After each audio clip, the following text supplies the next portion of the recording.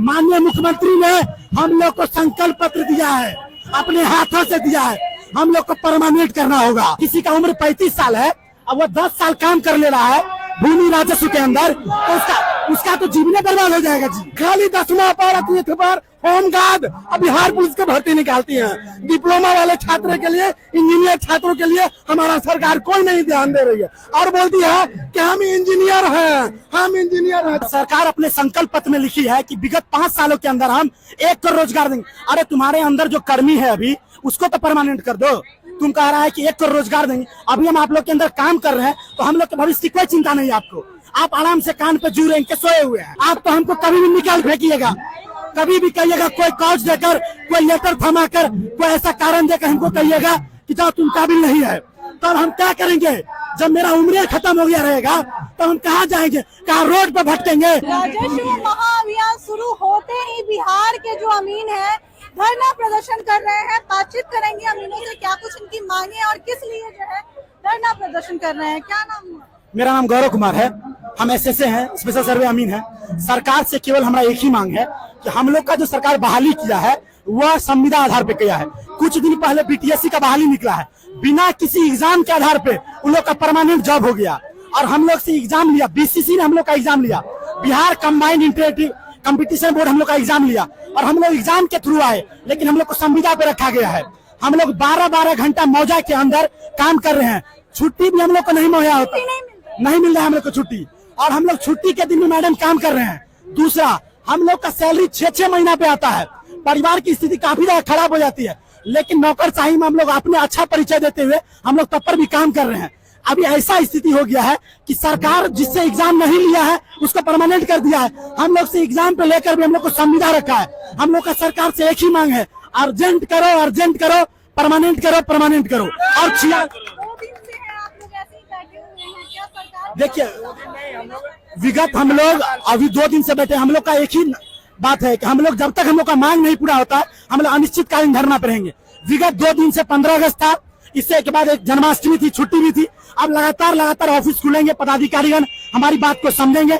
हम उन्हीं के कर्मी, हम उन्हीं के बच्चे हैं, हमको उनका बात समझना होगा। किसी हालत में हम लोग का बात समझेंगे। हम यही कहना चाहते हैं, नीतीश कुमार बोलते हैं कि हम इंजीनियर हैं, ठीक है, इंजीनियर हैं, हम मानते हैं, तो हम लोग भी तो इंजीनियर हैं।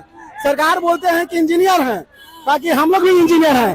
कल ही जाकर के बख्तियारपुर में इंजीनियरिंग एंड बीटेक कॉलेज में जाकर के शिलान्यास किए हैं।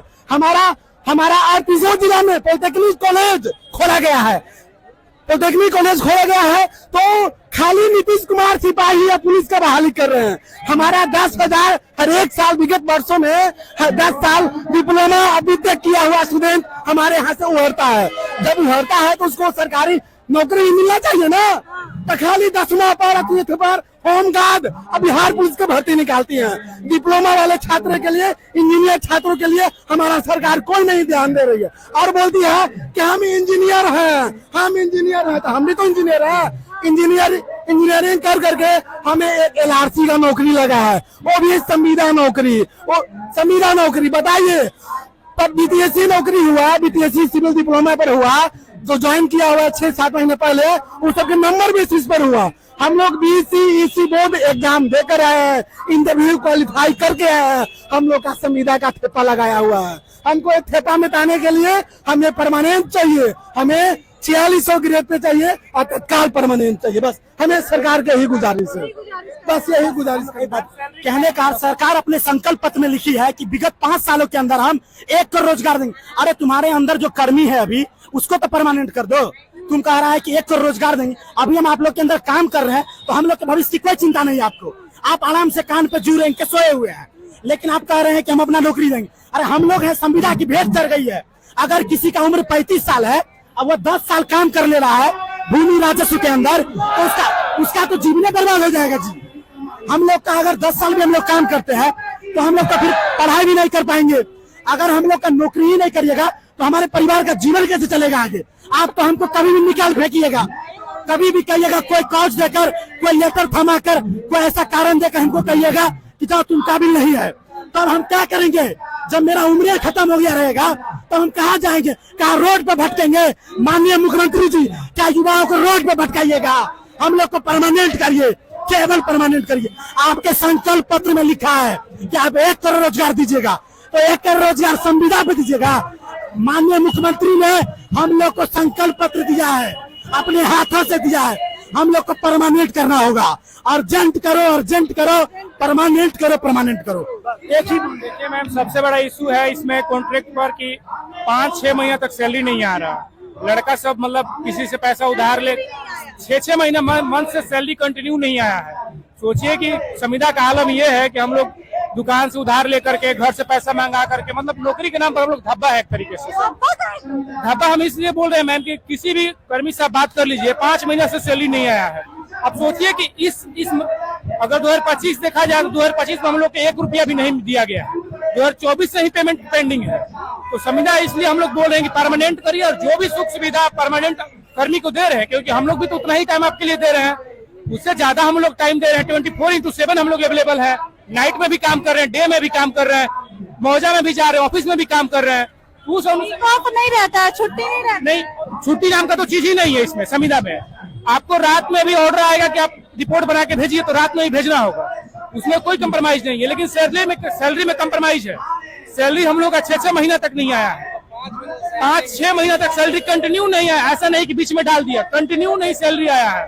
तो इसलिए हम लोग का गवर्नमेंट से या फिर माननीय मुख्यमंत्री जी से निवेदन है कि सर आप सुनिए हम लोगों को, और हम लोगों को परमानेंट करिए, क्योंकि हम लोग एक डिप्लोमाधारी हैं, मतलब अच्छा खासा वेल क्वालिफाइड लोग हैं। ऐसा नहीं है कि हम लोग 10वां पर आ गए हैं। आपके यहाँ इंजीनियरिंग किए हैं, उसके बाद ही आए हुए हैं। तो हमारी कॉमन मिनिमम जो डिमांड होता है वही है कि आप 60 साल करिए और टाइम से सैलरी दीजिए, बस हम इतना ही है। देखिए, आधी रोटी आधा पेट, यहाँ पे जो है आधी रोटी आधा पेट, जीवन चढ़ गया संविदा का वेट। काहे से निकला है? काहे निकला है? देखिए मैडम, ये हम लोग धारणा पे इसलिए बैठे हैं, पहले हम लोग को बीटीएससी में बिना एग्जाम के उसको 4600 ग्रेड पे दिया गया है, परमानेंट नौकरी दिया गया है, और हम लोग को एग्जाम बीसीसी एग्जाम कंडक्ट करवाई है, हम लोग को संविदा पे रखा गया है। छोटी छोटी बात में हम लोग को डराया जाता है, धमकाया जाता है, और बोले तो संविदा समाप्त कर देंगे। इसलिए सरकार से नर्म निवेदन है मैडम जी कि हम लोग को संविदा समाप्त करके हम लोग को परमानेंट किया जाए, और 4600 ग्रेड पे हम लोग को दिया जाए। अर्जेंट करो, परमानेंट करो। देखिए किस तरह से अर्जेंट करो, परमानेंट करो। अपनी नौकरी के लिए जो है इस तरह से जो है धरना प्रदर्शन कर रहे हैं। आपको दिखा रहे हैं हजारों की संख्या में जो अमीन है यहाँ पे मौजूद है। चलिए इस खबर में इतना ही, आगे की खबरों के लिए बने रहे, देखते रहे द एक्टिविस्ट न्यूज। धन्यवाद।